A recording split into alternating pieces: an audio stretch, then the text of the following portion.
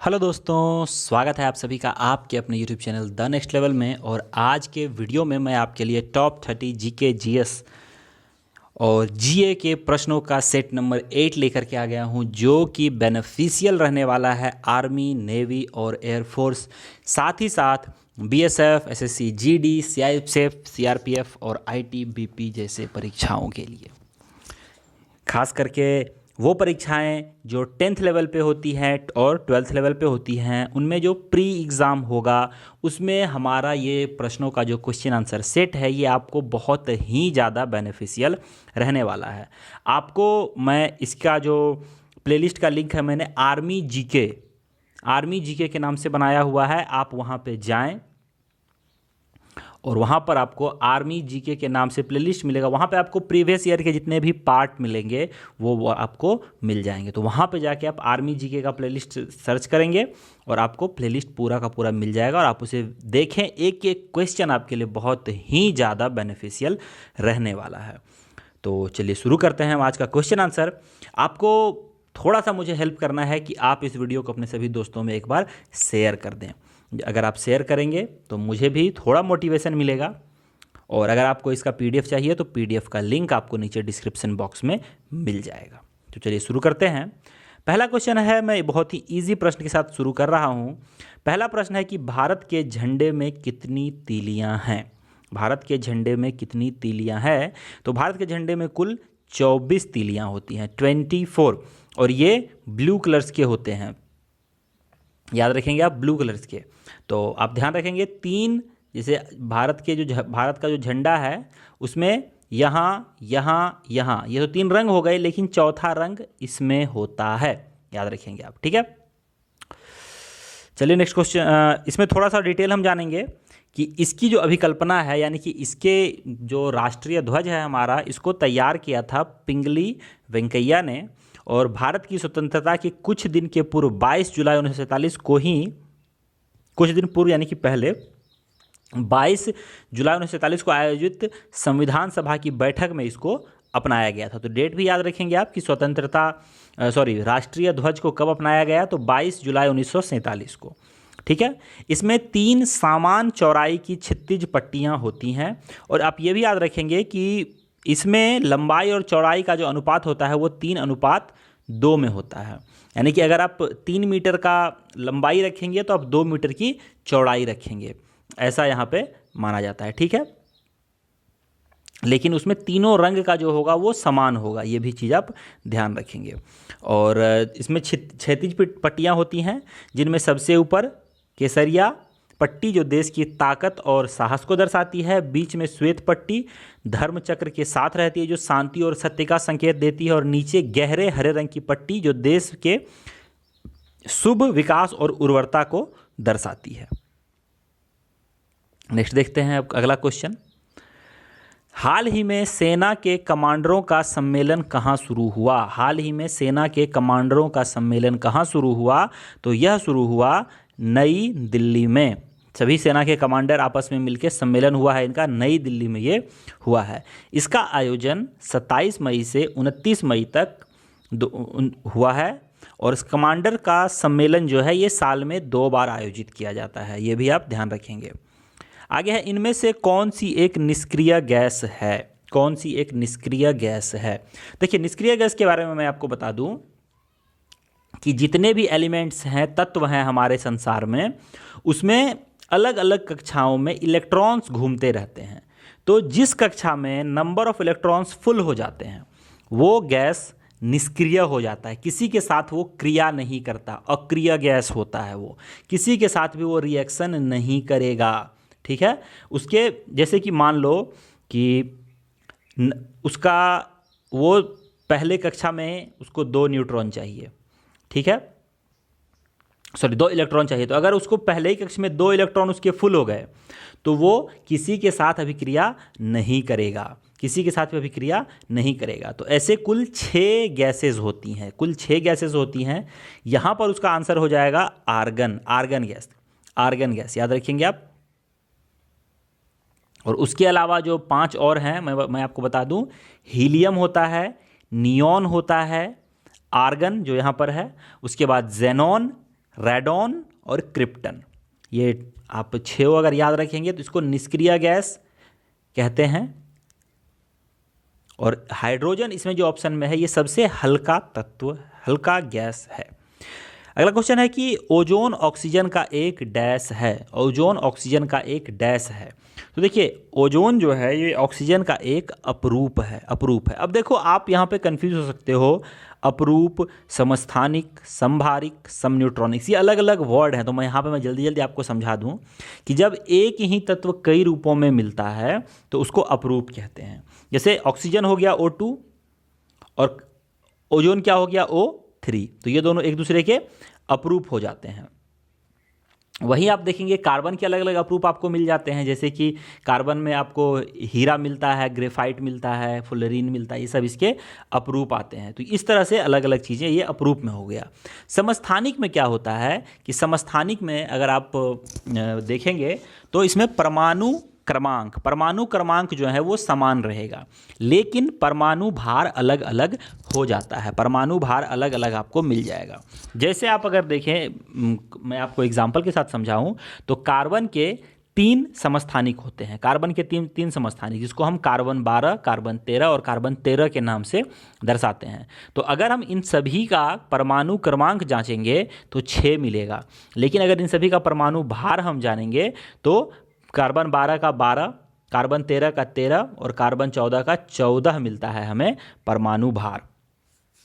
ठीक है, तो यहाँ पे क्या मिल रहा है कि परमाणु क्रमांक सेम है लेकिन परमाणु भार अलग है। इसका मतलब ये हो गया कि इनमें प्रोटॉन्स की संख्या समान है, लेकिन इसमें न्यूट्रॉन्स की संख्या जो है वो अलग है। अगर हम इन सभी में देखें तो प्रोटॉन्स की संख्या 6 है, लेकिन न्यूट्रॉन्स की संख्या इसमें 6, इसमें 7 और इसमें 8 है। ठीक है, ये आप समझ गए। नेक्स्ट यहाँ पे आता है समभारिक।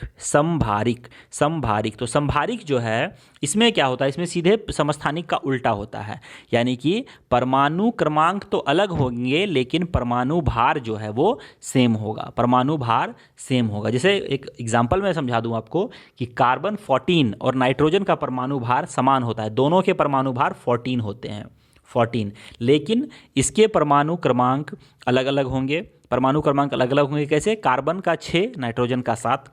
ठीक है, इसी तरह से आर्गन, पोटेशियम और कैल्शियम भी समभारिक होते हैं, क्योंकि इनके जो हैं परमाणु भार ये लगभग 40 के आसपास होते हैं, 40, इसीलिए इसको समभारिक में काउंट किया जाता है।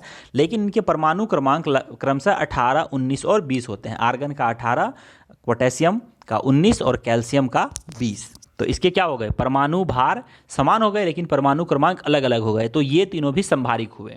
याद रखें, ऐसे बहुत सारे तत्व होते हैं। और हम सम न्यूट्रॉनिक्स देखेंगे तो सम न्यूट्रॉनिक्स में क्या है कि न्यूट्रॉनों की संख्या समान होती है, इनका परमाणु भार, परमाणु क्रमांक अलग अलग हो सकता है, चाहे तो समान भी हो सकता है, लेकिन न्यूट्रॉन्स इसमें समान रहेंगे। इसमें न्यूट्रॉन्स जो हैं वो सारे समान होते हैं। ठीक है, तो ये सब चीज़ें आप ध्यान रखेंगे। नेक्स्ट है झूलती मीनारों वाली एक मस्जिद भारत के किस शहर में स्थित है। झूलती मीनारों वाली मस्जिद भारत के किस शहर में स्थित है, तो यह स्थित है अहमदाबाद में, अहमदाबाद में स्थित है। और इसे हाल ही में विश्व विरासत की सूची में भी शामिल किया गया है। जयपुर में हवा महल है, याद रखेंगे। अगला क्वेश्चन है रेशम के कीड़े किन पर पलते हैं। रेशम के कीड़े जो हैं ये मलबरी के पत्तों पर पलते हैं, सहतूत के पत्तों पर पलते हैं। मलबरी लीव्स पे रेशम के पत्ते पलते हैं। और रेशम के कीड़े जो हैं ये मलबरी लीव्स पर पलते हैं, सहतूत के पत्तों पर पलते हैं। और इनका जन्म माना जाता है चीन ने इसका शुरुआत किया था। और सबसे अधिक रेशम का उत्पादन भी चीन में ही होता है और वही सबसे बड़ा इसका निर्यातक भी है। भारत में सबसे अधिक रेशम जो है वो कर्नाटक में होता है और ईरी, मूंगा, तसर ये रेशम की किस्में होती हैं।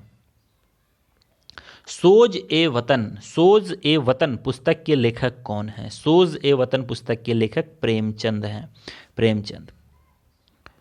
वायुमंडल की परत किस परत में ओजोन परत होती है। अब देखिए ओजोन परत O3 के बारे में हमने ऊपर पढ़ा था, तो ये पैराबैंगनी किरणों को फिल्टर करने का काम करता है। ये तो आपको पता ही होगा, पैराबैंगनी किरणों को फिल्टर करके हमारे पास एक शुद्ध पैराबैंगनी किरण भेजता है, जिससे हमारे स्किन पे ज़्यादा कोई प्रभाव नहीं पड़ता। लेकिन अगर बिना फिल्टर किए वो पहुंच जाए हमारे पास तो क्या होगा, वो होगा कि हमें स्किन के बहुत सारे डिसऑर्डर्स झेलने पड़ जाएंगे। तो वायुमंडल की किस परत में ओजोन परत होती है, तो वायुमंडल के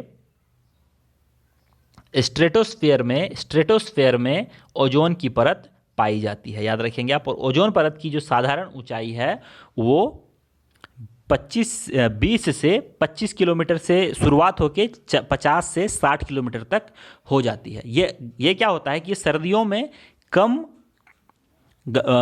पतला और गर्मियों में मोटा हो जाता है। अगला क्वेश्चन है, निम्नलिखित में से किसे आत्महत्या करने वाली कोशिकाओं का बैग या आत्महत्या की थैली कहा जाता है? शरीर का एक ये अंग है, आप इसको कह सकते हैं। इसको आत्महत्या की थैली या आत्महत्या करने वाली कोशिकाओं का बैग कहा जाता है। तो यह है लाइसोसोम। लाइसोसोम एक जगह है शरीर में जिसको आत्महत्या की थैली कहते हैं। लाइसोसोम सूक्ष्म गोल इकहरी से घिरी एक थैली जैसी रचना होती है। इसका मुख्य कार्य बाहरी पदार्थों का भक्षण एवं पाचन करना है। इसमें 24 प्रकार के एंजाइम पाए जाते हैं और इसका खोज जो है वो डी डुबे ने किया था, डी डुबे। अगला क्वेश्चन है, निम्नलिखित में से किस नगर को अंपायर सिटी कहा जाता है? अंपायर सिटी, तो अंपायर सिटी कहा जाता है न्यूयॉर्क को। न्यूयॉर्क को एम्पायर सिटी कहा जाता है। न्यूयॉर्क को गुलाबी इमारतों का नगर भी कहा जाता है। रोम को पॉप का शहर, होली सिटी, 7 पहाड़ियों का नगर, रक्त वर्ण महिला के नाम से भी जानते हैं। देखिए, रोम पॉप का शहर वेटिकन सिटी को भी कहा जाता है, तो कंफ्यूज नहीं होना। रोम को भी पॉप का शहर कहा जाता है और वेटिकन सिटी को भी पॉप का शहर कहा जाता है, ये भी आप याद रखेंगे। एवरडीन को ग्रेनाइट सिटी के नाम से जाना जाता है। एवरडीन को ग्रेनाइट सिटी के नाम से जाना जाता है। यहाँ पे तीनों हैं, उन तीनों की मैंने एक्सप्लेन कर दिया आपके सामने। अगला क्वेश्चन है, विटामिन ई की विशेषता किसके लिए महत्वपूर्ण है? विटामिन ई किसके लिए महत्वपूर्ण है? तो विटामिन ई जो है ये लिंग ग्रंथियों की सामान्य क्रिया में बहुत ज़्यादा महत्वपूर्ण है। विटामिन ई लिंग ग्रंथियों की सामान्य क्रिया में बहुत ज़्यादा महत्वपूर्ण है। विटामिन ई का रासायनिक नाम टेकोफेरोल है और इस विटामिन की कमी से जो इनफर्टिलिटी है वो कम हो जाता है। इनफर्टिलिटी यानी कि जन्म शक्ति। नेक्स्ट क्वेश्चन है, डैश एक परजीवी पौधा है। डैश एक परजीवी पौधा है। परजीवी यानी कि जो दूसरे पे आश्रित हो। तो कसकुट जो है एक परजीवी पौधा होता है। कसकुट जो है एक परजीवी पौधा है, ठीक है। परजीवी क्या होता है? जो दूसरे पे आश्रित रहते हैं। और परजीवी का उदाहरण कवक, जीवाणु, विषाणु है। और ये तो जीवों में है, लेकिन पौधों में है। ये करते क्या है कि ये इनके शरीर में किसी तत्व की कमी हो जाती है, किसी भी तत्व की कमी हो जाती है। ऐसे भूमि पर जन्म लेते हैं जहाँ पर क्या होता है कि कुछ तत्व कम होते हैं, खास करके नाइट्रोजन। तो नाइट्रोजन की पूर्ति करने के लिए ये कीड़े मकोड़े खाते हैं और ये उससे नाइट्रोजन की पूर्ति करते हैं।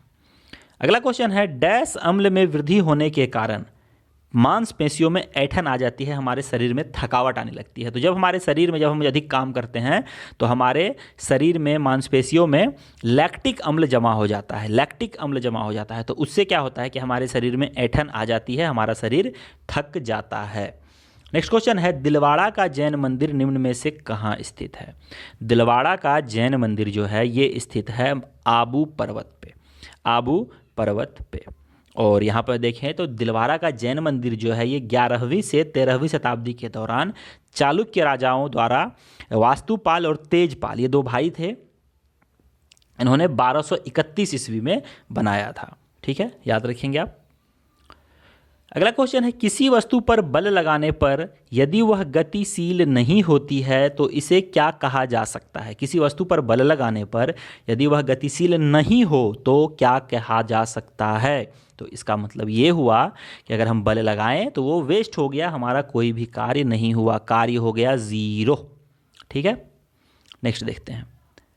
और यहाँ पे इसका एक्सप्लेनेशन थोड़ा सा मैं बता दूं कि किसी वस्तु पर बल लगाने पर यदि गतिशील नहीं हुआ तो वो कार्य नहीं कहलाएगा, वो कार्य 0 होगा। और बल या विस्थापन किसी एक के शून्य होने पर भी कार्य नहीं होता है, ये भी आप याद रखेंगे। विश्व रेड क्रॉस दिवस किस दिन मनाया जाता है? विश्व रेड क्रॉस दिवस मनाया जाता है 8 मई को प्रतिवर्ष 8 मई को मनाया जाता है। वहीं 17 मई को विश्व दूर संचार दिवस 1 मई को मजदूर दिवस और 15 मई को विश्व परिवार दिवस, वर्ल्ड फैमिली डे मनाया जाता है। नाबार्ड के नए अध्यक्ष के रूप में किसे नियुक्त किया गया है? नाबार्ड के नए अध्यक्ष के रूप में किसे नियुक्त किया गया है? तो नाबार्ड के नए अध्यक्ष बने हैं गोविंदा राजुलू चिंटाला। गोविंदा राजू चिंटाला। ओके, याद रखेंगे, ऑप्शन नंबर डी इसका सही आंसर होगा, गोविंदा राजू चिंटाला। नाबार्ड एक एग्रीकल्चरल बैंक है, इसका फुल फॉर्म होता है national bank for agriculture and rural development. National bank for agricultural and rural development. इसकी स्थापना 1982 यानी कि 1982 को हुई थी और इसका मुख्यालय मुंबई में है। उत्तर प्रदेश का एक प्रसिद्ध लोकगीत कौन है? उत्तर प्रदेश का एक प्रसिद्ध लोकगीत कौन है? मांग है, कजरी है, बोल है, बोली है। तो कजरी जो है ये उत्तर प्रदेश का एक प्रसिद्ध लोकगीत है, याद रखेंगे आप।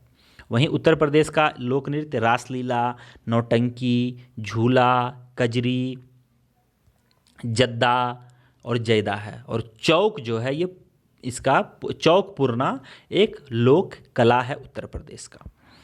नेक्स्ट क्वेश्चन है, पहला लोकपाल विधेयक भारत की संसद में कब पेश किया गया?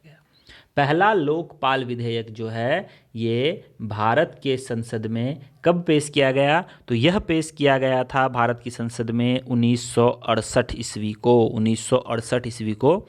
और भारत प्रशासनिक सुधार आयोग की सिफारिश पर लोकपाल और लोकायुक्त की नियुक्ति की पहल की गई। ओम्बुड्समैन सर्वप्रथम 1809 में स्वीडन में लाया गया था। लोकपाल का अर्थ ओम्बुड्समैन होता है, याद रखेंगे। और लोकपाल केंद्र में और लोकायुक्त राज्य में नियुक्त किया जाता है। निम्न में से किस पदार्थ में ध्वनि का वेग सबसे कम होगा? तो देखिए, जो पदार्थ जितना उसके अणु पास पास होंगे उसमें ध्वनि का वेग उतना अधिक होगा।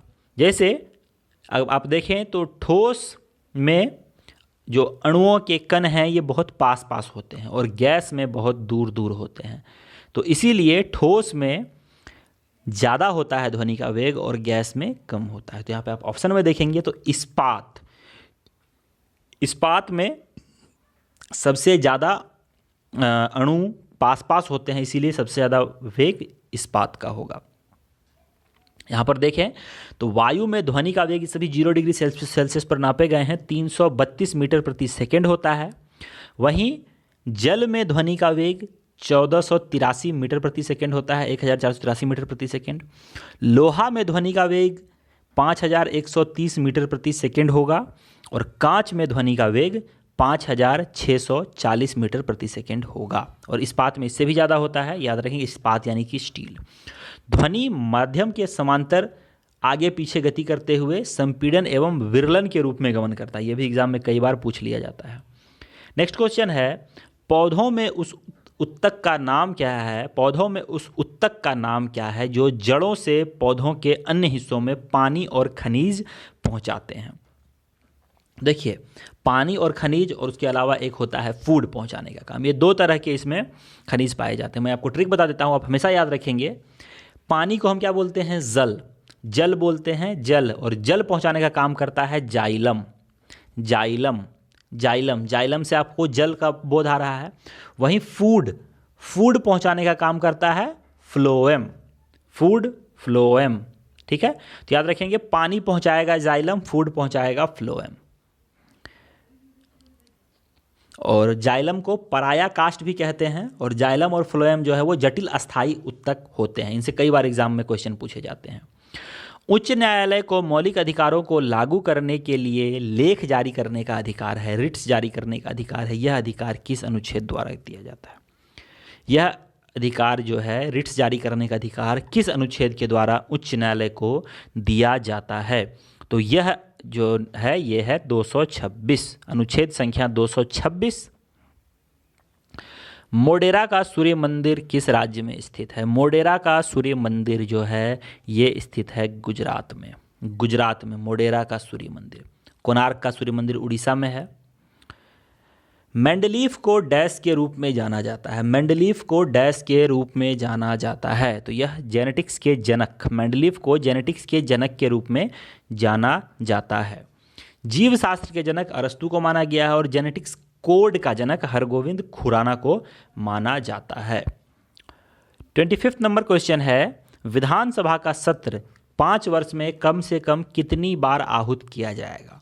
तो 5 वर्ष में कम से कम 10 बार आहूत करना पड़ेगा, बुलाना पड़ेगा। 5 वर्ष में कम से कम 10 बार। एक साल में कम से कम 2 बार बुलाना चाहिए। देखिए, विधानसभा का सत्र जो है, इसके 2 सत्रों के बीच 6 महीने से ज़्यादा का गैप नहीं रह सकता।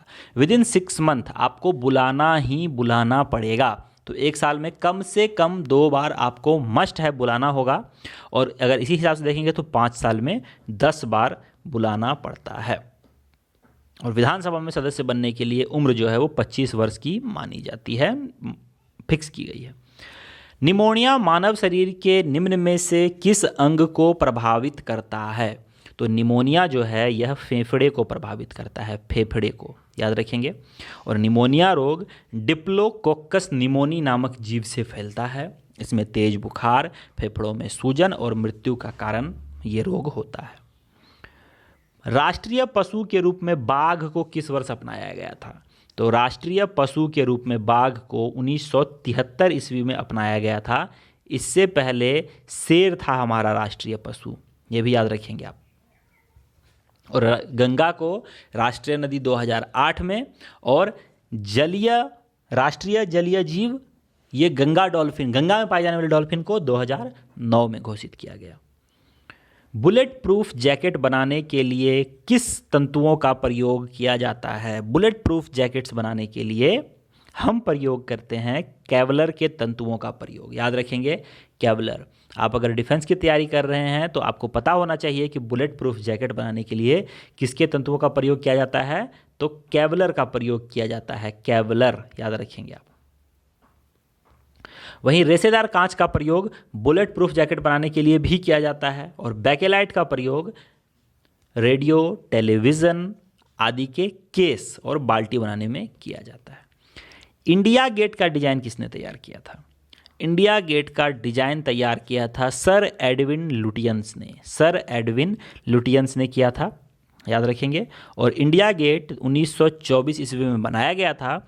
और इंडिया गेट भारतीय सेना का प्रथम विश्व युद्ध में शहीद होने की याद में, भारतीय सेनाओं के जो जवान शहीद हुए थे उनकी याद में ये गेट बनाया गया था। और गेटवे ऑफ इंडिया ये 1911 में राजा जॉर्ज पंचम और रानी मैरी के स्वागत में बनाया गया था।